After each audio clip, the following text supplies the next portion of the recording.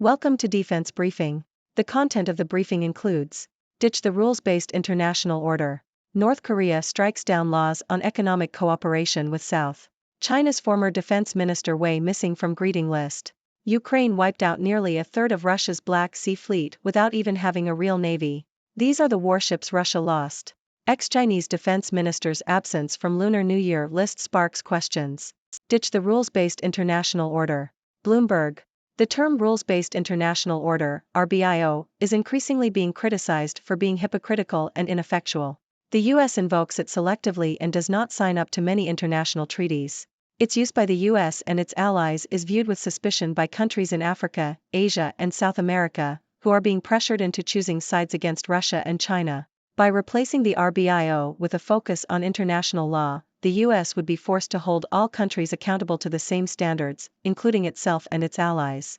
North Korea strikes down laws on economic cooperation with South. Bloomberg.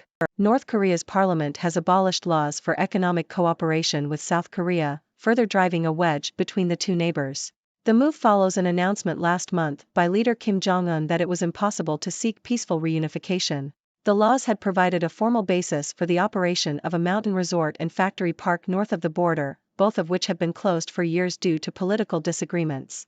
Trade between the two Koreas has dropped to virtually zero from $2.7 billion in 2015. China's former defense minister Wei missing from greeting list. Bloomberg. China's former defense minister, Wei Fenghe, has been left off a list of retired cadres who received greetings from the top leadership, sparking speculation about his fate after a purge of military officials. Wei, who served as defense minister from 2018 to 2023, was replaced by Li Shangfu, who was then abruptly ousted in October. China has recently been cracking down on corruption in the military, with over a dozen senior defense figures being ensnared in a graft probe. US intelligence has suggested that widespread corruption has undermined China's military capabilities. Ukraine wiped out nearly a third of Russia's Black Sea Fleet without even having a real navy. These are the warships Russia lost. Yahoo! Ukrainian forces have severely damaged Russia's Black Sea Fleet, destroying at least 25 warships and leaving another 15 under repair. The Ukrainian Navy has relied on unmanned maritime drones and long-range anti-ship missiles to target Russia's fleet, greatly complicating and possibly paralyzing its operations. The attacks have forced Russia to shift its warships away from Crimea, its prized naval homeport, and have allowed Ukraine to resume grain shipments through the Black Sea. Among the known warships destroyed by Ukraine are the Saratov, Moskva, Vasily Bek, Olenigorsky Gornyak, Minsk, Rostov-on-Don, Askold, Novocherkassk, and Ivanovets. The destruction of these vessels has severely weakened Russia's Black Sea Fleet and caused significant damage to its military capabilities. Ex-Chinese defense minister's absence from Lunar New Year list sparks questions. South China Morning Post. China's former defense minister, Wei Fenghe, was not included in a list of retired senior officials who received Lunar New Year greetings from the country's leadership. This has raised speculation about Wei's fate following the sudden removal of his successor last year. Wei did not attend an official reception last year and was also missing from a list of around 100 retired officials who were sent greetings for the Year of the Dragon. There have been no official announcements about Wei since he retired last year. A number of other senior military figures have also been removed from their positions, leading to speculation that President Xi Jinping's overhaul of the People's Liberation Army is still ongoing. The military has been a key target of Xi's anti-corruption campaign. Hillary was one of the star girls of the Australian military. But like many women, she has been largely forgotten until now. ABC. Photojournalist Carla Edwards has collected stories about the contributions of Australian military women during World War II. Edwards has spent 14 months driving around Australia speaking to military women, including Hilary Jose, who spent her early 20s in military aircraft taking photographs of practice dog fight scenarios and other pilot training operations. The project aims to highlight the varied and vital role Australia's military women have played since 1942. A selection of the stories and photographs will be showcased at an exhibition at Sydney's Anzac Memorial until April. Edwards hopes to bring the exhibition to every state and territory in Australia and eventually display it at the Australian War Memorial in Canberra. North Korea hones cruise missile tech with 4 tests in 2 weeks. Nikkei Asia. North Korea has been conducting a series of missile tests, including the launch of cruise missiles, with an emphasis on precision targeting.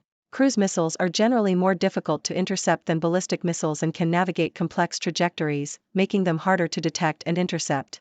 North Korea is believed to be showcasing its capabilities to exert pressure on the US and South Korea and to gain the attention of Moscow, with which it has been developing military technology partnerships. Hoping to fill shortages, the Air Force is allowing some retirees to return to active duty. Yahoo!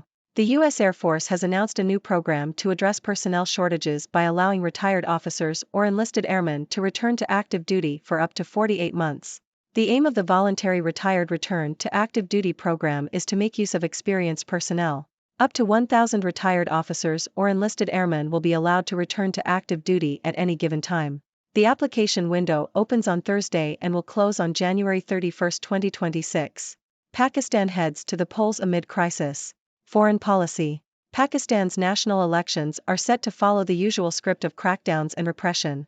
The Pakistan Tehreek-e-Insaf (PTI) party, led by former Prime Minister Imran Khan, is facing harassment, arrests, and a lack of media coverage. The military, which holds significant power in the country, is using various tactics to weaken the parties it doesn't want in power. The economic stress, terrorism, border tensions, and political polarization in Pakistan have led to high levels of pessimism among the population. India has affirmed its engagement with the Taliban, despite long-standing enmities. India is pushing back against Pakistan's influence in Afghanistan and monitoring terrorism threats from groups that target India. India's relationship with the Taliban has progressed, with the Indian embassy in Kabul partially reopening in June 2022. Deepening engagement with the Taliban allows India to protect its interests in the region. Sri Lankan Environment Minister Kehelia Rambukwella has resigned after being arrested for alleged involvement in obtaining counterfeit drugs during the country's economic crisis in 2022. Rambukwella is accused of using the crisis as a pretext to work with a favored supplier outside of legal tender processes. Pressure was growing on the Sri Lankan government to remove Rambukwella and conduct an investigation, especially with elections coming up later this year. Commander from Iran-backed group killed in U.S. drone strike in Baghdad. South China Morning Post. A commander from Iran-backed armed group Kataib Hezbollah was killed in a U.S. strike in Iraq, according to the U.S. military. The Pentagon has blamed the group for attacking U.S. troops in the region. The commander responsible for planning and participating in these attacks was killed in a drone strike on a vehicle in eastern Baghdad. The group had previously announced a suspension of military operations against U.S. troops after 3 U.S. soldiers were killed in a drone attack near the Jordan-Syria border in January. The U.S. struck Iran-backed groups in Iraq and Syria last weekend in response to the killing of the soldiers. And that's a wrap for today's news. We covered a range of topics, from the criticism of the rules-based international order to the ongoing tensions in North Korea. We also discussed the absence of China's former defense minister from the Lunar New Year list and the destruction of Russia's Black Sea Fleet by Ukraine. Now, let's dive into some analysis. The criticism of the rules-based international order is not surprising. Many countries see it as a tool used by the US and its allies to advance their own interests, rather than a fair and inclusive system. By shifting the focus to international law, all countries, including the US, would be held accountable to the same standards. This could potentially lead to a more equitable and just global order. The tensions between North and South Korea continue to escalate, with North Korea further driving a wedge between the two neighbors by abolishing laws for economic cooperation. This move signals a significant setback in efforts for peaceful reunification and has led to a sharp drop in trade between the two countries. The situation on the Korean peninsula remains volatile and should be closely monitored.